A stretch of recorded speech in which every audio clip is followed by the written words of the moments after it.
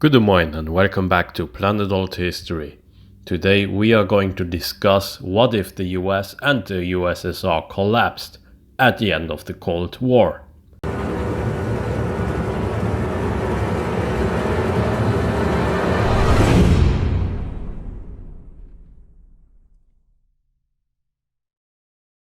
The Cold War was a conflict between the US and USSR. There were a lot of proxy wars in Africa, Asia, Latin America, even Europe. The conflict had a political, economic and societal dimension to it. Capitalism versus communism.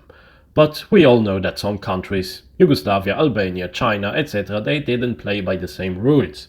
Anyway, in our timeline, the USSR was the country that experienced the full collapse, and it gave rise to several independent nations, with Russia being the successor state and the Community of Independent States being also a successor of it.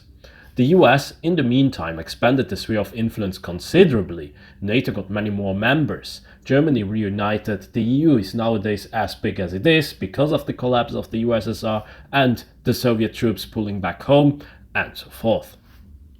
The post-Cold War area has been dubbed as very prosperous, but that was only if you came from the West.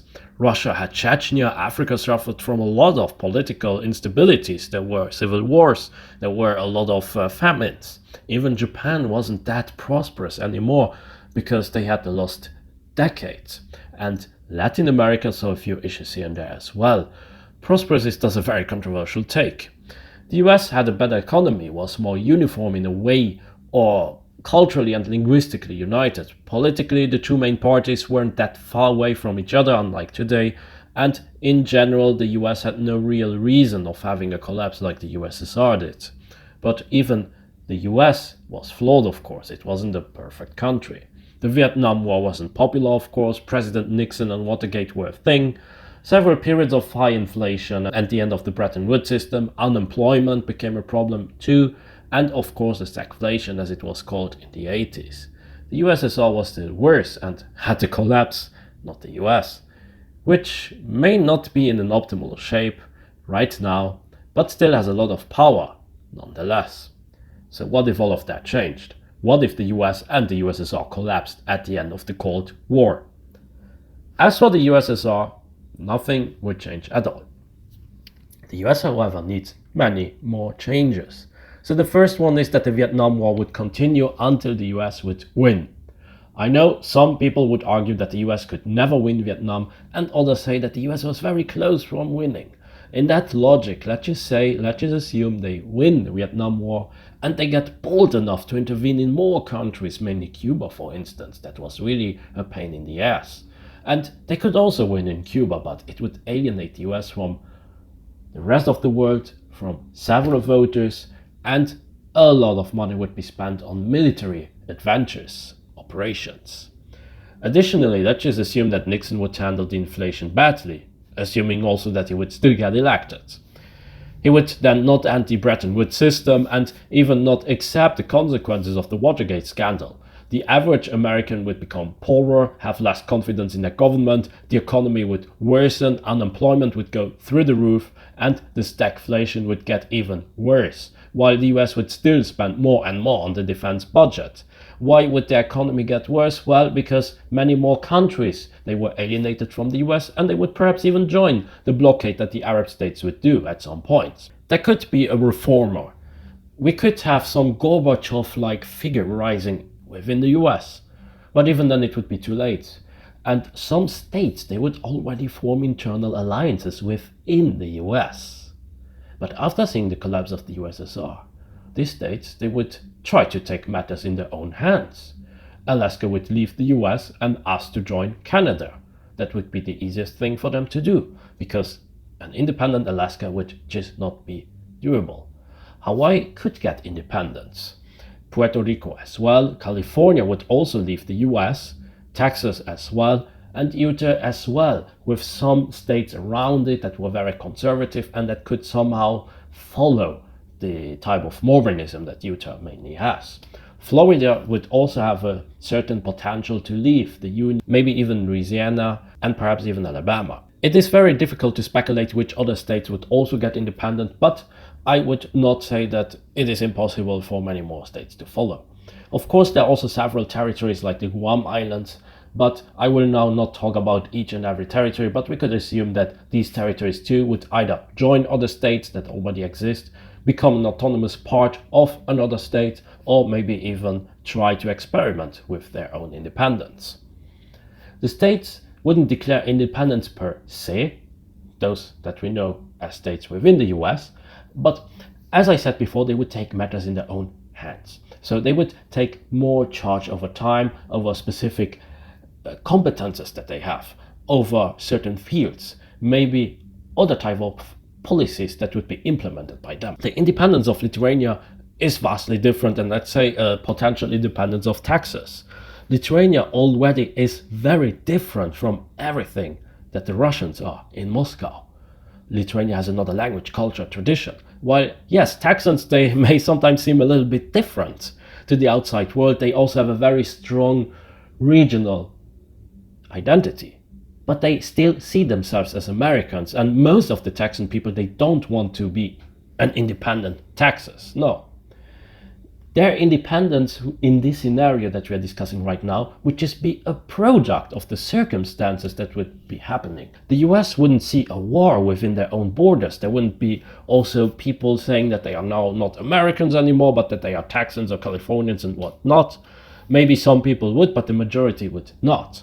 Yes, we would still see clashes, there would still be violence, there would still be revolts, rebellions and whatnot, but we would not have a true 2.0 civil war or civil war reloaded. No, each and every week or month, more competences, they would be transferred from Washington DC to one of the states. Or the states, they would just say to themselves, hey, we just want to take matters in our own hands. We want to take this competence, we want to experiment with this, we want to take a decision about this, and so on and so forth. Mainland US, with a few exceptions, would still be able to promote free trade and a collective defensive pact, but Texas and California, they would surely not be part of it. Utah and the Mormons, they would agree on some things here and there and become sort of the Central Asia of the US. Other states, it's very difficult to discuss each and every state, but I can imagine that even those that would declare independence would still like to join such a collective defensive pact because they wouldn't see themselves as non-American, while Texas and California are one of the most obvious choices of states that could really function independently from the US, perhaps even Florida. China would not become a winner in such a scenario. Let me explain why. They could not fill the gap suddenly out of nowhere because the world economy would be tanking. Nobody would even exist in such a world that could just invest in China. And also most of the investors, they would already lose a lot of money, be it because the stock markets, they would be in total panic, free trade would be halted in many places, legislation would be very unclear, more chaos would erupt globally, more taxes could suddenly be asked, and so on. Taiwan may agree to have a similar status as Hong Kong or Macau, but China's economy wouldn't be strong enough to support a very quick invasion in Taiwan. This means that India, for instance, could see this as an opportunity to impose their own agenda very quickly, and Indian influence would spread to Japan, Central Asia, and specifically also Southeastern Asia. Quebec may see their independence, and Latin America would become even more a mess. Mexico might face a total collapse from the drug problems, with the drug cartels. Peru could either be overtaken by the Maoists, or the war with Ecuador could really escalate. Colombia would be more divided than it was in OTL, and this could have a specific result. Well, the result would be that Brazil could actually end up becoming a great power if they were able to take charge. The remaining United States, they would do everything in their power to keep the Panama Canal for much longer than in OTL, but many more military bases, they would be abandoned all around the world because they could just not sustain it. It was just draining their budget.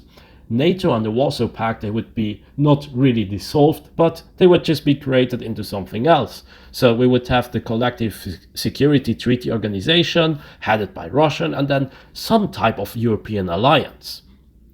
It would become mainly a militaristic European Union in some way or another. Yugoslavia in this alternate timeline could also become very different, mainly because Croatia and Serbia, they would divide Bosnia amongst themselves. And Serbia would actually still be a very good candidate to join the Russian side, and because there would not be the US looking over Serbia and telling them what they could do and what they couldn't do, Serbia would probably become a very good partner of Russia. Germany would still unite because most of Western and even Eastern Europe, they would begin the integration process much faster than in OTL because of these very chaotic times. While the European Union is more a political and economic alliance in our timeline, in this timeline it would remain very economic in nature, but the military component would become very strong, if not stronger than a political component. The collapse of the US and the USSR would cause significant economic disruptions globally, but especially in Africa.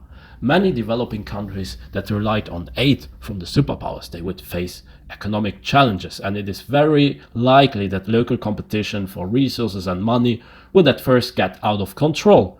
But later, with the absence of superpowers spurring money on one side or the other side, Africa would be presented with an opportunity. Ironically, the Middle East would remain more stable than in OTL, with Hussein in charge in Iraq, Assad not facing the civil war in Syria, Turkey supporting Hussein and Assad to suppress the Kurds, and, well, Israel might be sweating a lot, but Israel would not fall any time. What about nuclear weapons? The potential collapse of both superpowers. It would lead to uncertainties about the safety and control of the nuclear arsenals, posing risks of potential misuse.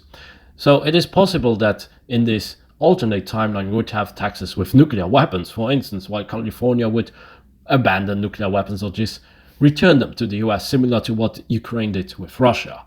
In the years to follow, the remaining US and Russia could stabilize, albeit it would take them decades, and they would have enemies and allies all around them. The US states that declared independence could sometimes get benefits from Russia or China, while the remaining US would rekindle the friendship with South Korea or the Philippines. Japan would probably go their own way and remilitarize in the early 90s. Russia would recapture certain parts in this alternate timeline much quicker than it did in OTL, and the US too would try to either reintegrate all of continental US into a single union, or even all of their former territories, which would include Puerto Rico, the US Virgin Islands, Hawaii, Alaska, Guam, and so on. In a scenario where both superpowers collapsed, ideological shifts and political realignments would likely to be even more pronounced, potentially leading to the rise of new ideologies and systems. India, various states of Africa, militarist European Union, and the Middle East would come out as potential winners of such a scenario. But winner is a big word in here. It would take decades until such an alternate world would be as prosperous as it was during the 70s or even 80s.